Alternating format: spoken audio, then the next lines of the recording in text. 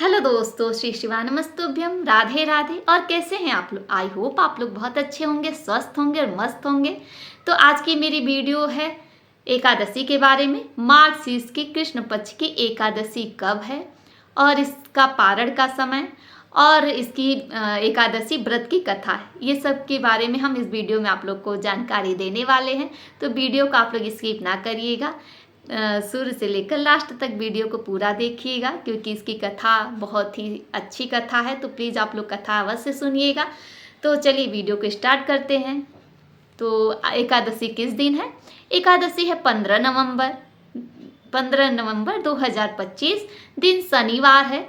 इस शनिवार को ही सूर्योदय से पहले ही एकादशी लग जा रही है, इसीलिए सूर्योदय वाली एकादशी 15 नवंबर को ही है। तो 15 नवंबर शनिवार को है और पारण रविवार को है 16 नवंबर, जो कि आप 11:05 के बाद आप पारण कर सकते हैं। ये है एकादशी के पारण का समय।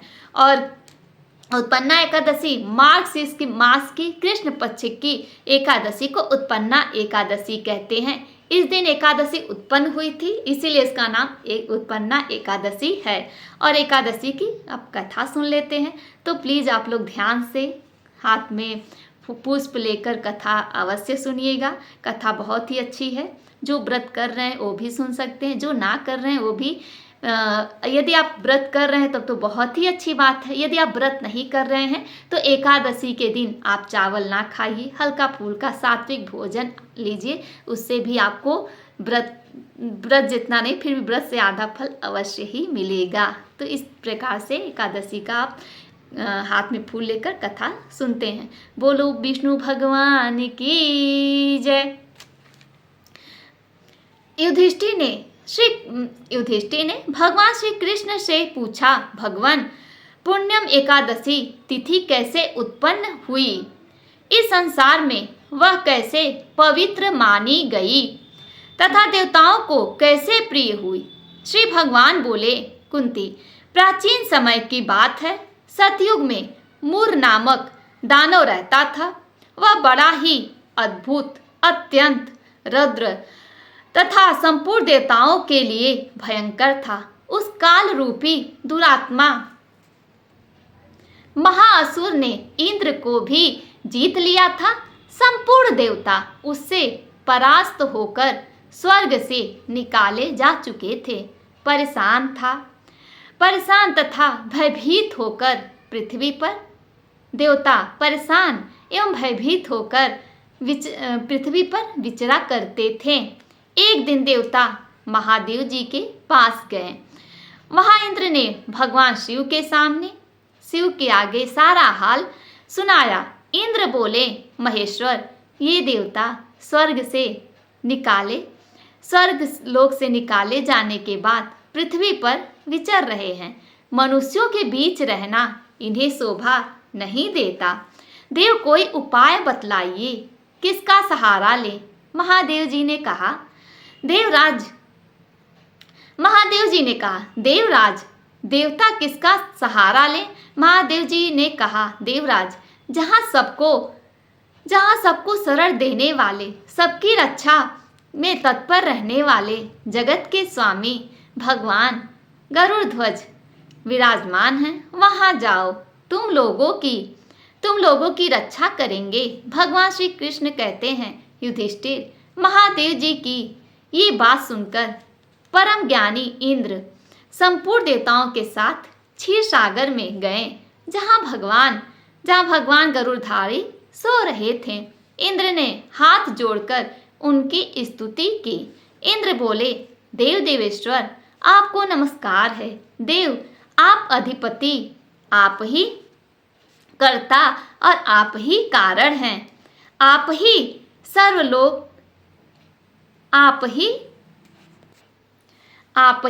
सब लोगों के माता और आप ही इस जगत के पिता हैं। देवता और दानव दोनों ही आपकी वंदना करते हैं। पुंडरीकाक्ष, आप दैत्यों के शत्रु हैं। मधुसूदन, हम लोगों की रक्षा कीजिए। प्रभु जगन्नाथ, अत्यंत उग्र स्वभाव वाले महाबली मूर नामक दैत्य ने इन संपूर्ण देवताओं को जीतकर स्वर्ग से बाहर निकाल दिया है। भगवान देव देवेश्वर शरणागत वत्सल देवता भयभीत होकर आपकी शरण में आए हैं। दानवों का विनाश करने वाले कमल नयन भगवत वत्सल देव देवेश्वर जनार्दन हमारी रक्षा कीजिए, रक्षा कीजिए। भगवान शरण में आए हुए देवताओं की सहायता कीजिए। इंद्र की बात सुनकर भगवान विष्णु बोले, देवराज वह दानव कैसा है, उसका रूप और बल कैसा है तथा उस दुष्ट के रहने का स्थान कहाँ है। इंद्र बोले, देवेश्वर पूर्व काल में ब्रह्मा जी वंश में ताल जंग नामक महान असुर उत्पन्न हुआ था जो अत्यंत भयंकर था। उसका पुत्र मूर्दानव नाम से विख्यात है। वह भी अत्यंत उत्कट महापराक्रमी और देवताओं के लिए भयंकर है। चंद्रावती नाम से प्रसिद्ध एक नगरी है, उसी में स्थान बनाकर वह निवास करता है। उस दैत्य ने समस्त देवताओं को परास्त करके उन्हें स्वर्गलोक से बाहर कर दिया है। उसने ही एक दूसरे इंद्र को स्वर्ग के सिंहासन पर बैठा दिया है। अग्नि, चंद्रमा, सूर्य, वायु, वरुण भी उसने दूसरे ही बनाए हैं। जनार्दन, मैं सच्ची बात बता रहा हूँ, उसने सब कोई दूसरे ही कर लिए हैं, अनेक दूसरे ही कर लिए हैं, उनके प्रत्येक स्थान से वंचित कर दिया है। इंद्र की यह बात सुनकर भगवान जनार्दन को बड़ा क्रोध आया। उन्होंने देवताओं को साथ लेकर चंद्रावती नगरी में प्रवेश किया। भगवान जनार्दन ने देखा कि दैत्यराज बारंबार गर्जना कर रहा है और उससे परास्त होकर संपूर्ण देवता दसों दिशाओं में भाग रहे हैं। अब ये दानव भगवान विष्णु को देखकर बोला, खड़ा रह, खड़ा रह। उसके ये ललकार सुनकर भगवान के नेत्र क्रोध से लाल हो गए और वे बोले, अरे दुराचारी दानव, मेरी इन भुजाओं को देख। ये कहकर श्री विष्णु ने अपनी दिव्य बाहों से सामने आए हुए दुष्ट दानवों को मारना आरंभ किया। दानव भय से विहल हो उठे। पांडुनंदन तत्पश्चात श्री विष्णु ने दैत्य सेना पर चक्र का प्रहार किया। उससे छिन्न भिन्न होकर सैकड़ों योद्धा मौत के मुख में चले गए। इसके बाद भगवान मधुसूदन बद्रिकाश्रम को चले गए। वहां सहाव नाम की गुफा थी जो वायोजन लंबी थी। पांडुनंदन उस गुफा में एक ही दरवाजा था। भगवान विष्णु उसी में सो गए। वह दानव असुर भगवान को मार डालने के उद्योग से उनके पीछे पीछे तो लगा ही था, अतः उसने भी उसी गुफा में प्रवेश किया। वहां भगवान को सोते हुए देख उसे बड़ा हर्ष हुआ।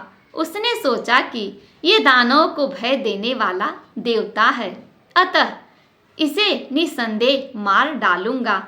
युधिष्ठिर दानव के इस प्रकार विचार करते ही भगवान विष्णु के शरीर से एक कन्या प्रकट हुई जो बड़ी रूपवती, सौभाग्यशालिनी तथा दिव्य अस्त्र शस्त्रों से सुसज्जित थी। वो भगवान के तेज के अंश से उत्पन्न हुई थी। उसका बल और पराक्रम महान था। युधिष्ठिर दानवराज मूर ने उस कन्या को देखा। कन्या ने युद्ध का विचार करके दानव के साथ युद्ध के लिए याचना की। युद्ध छिड़ गया। कन्या सब प्रकार की युद्ध कला में निपुण थी। वह मूर नामक महान असुर उसके हुंकार मात्र से राक्षस का ढेर हो गया। दानव के मारे जाने पर भगवान जाग उठे। उन्होंने दानव को धरती पर इस प्रकार निपड़ा पड़ा देखकर कन्या से पूछा, मेरा ये शत्रु अत्यंत उग्र और भयंकर था। किसने इसका वध किया है? कन्या बोली, स्वामी, आपके ही प्रसाद से मैंने ही इस महादैत्य का वध किया है। श्री भगवान ने कहा, कल्याणी, तुम्हारे इस कर्म से तीनों लोकों के मुनि और देवता आनंदित हुए हैं। अतः तुम्हारे मन में जैसी इच्छा हो उसके अनुसार मुझसे कुछ मांग लो। देव दुर्लभ होने पर भी वह वर मैं तुम्हें अवश्य दूंगा, इसमें तनिक भी संदेह नहीं है। वह कन्या साक्षात एकादशी ही थी। उसने कहा, प्रभु, यदि आप प्रसन्न हैं तो मैं आपकी कृपा से सब तीर्थों में प्रधान, समस्त विघ्नों का नाश करने वाली तथा सब प्रकार की सिद्धि देने वाली देवी हूँ। जनार्दन, जो लोग आप में भक्ति रखते हुए मेरे दिन को उपवास करेंगे उन्हें सब प्रकार की सिद्धि प्राप्त हो। माधव, जो लोग उपवास, नक्त भोजन अथवा एक भुक्त होकर मेरे व्रत का पालन करें उन्हें आप धन, धर्म और मोक्ष प्रदान कीजिए। श्री विष्णु बोले, कल्याणी, तुम जो कुछ कहती हो वह सब पूर्ण होगा। भगवान श्री कृष्ण कहते हैं, युधिष्ठिर, ऐसा वर पाकर महाव्रता एकादशी बहुत प्रसन्न हुई।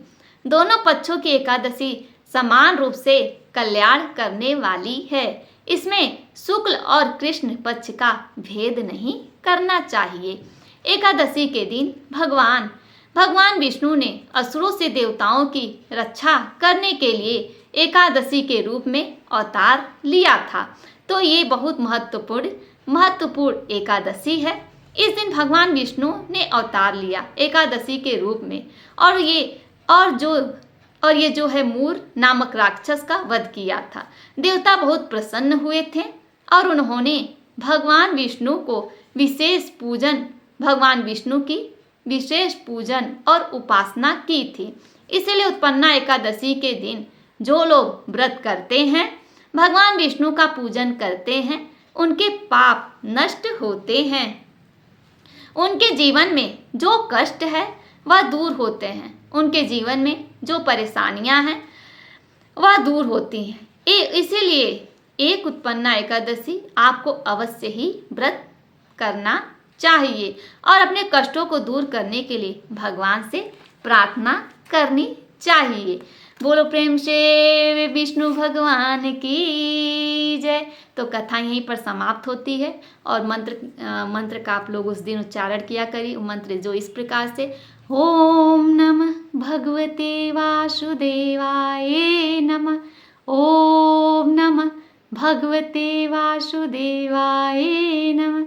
ये विष्णु भगवान का मंत्र है जो एकादशी के दिन जाप किया जाता है और एकादशी 3 दिन का व्रत का पालन किया जाता है। 10वीं के दिन से ही चावल, मांस ये सब तो छोड़ ही देते हैं। मांस तो बहुत दूर की बात है, जबकि प्याज लहसुन भी नहीं खाते हैं।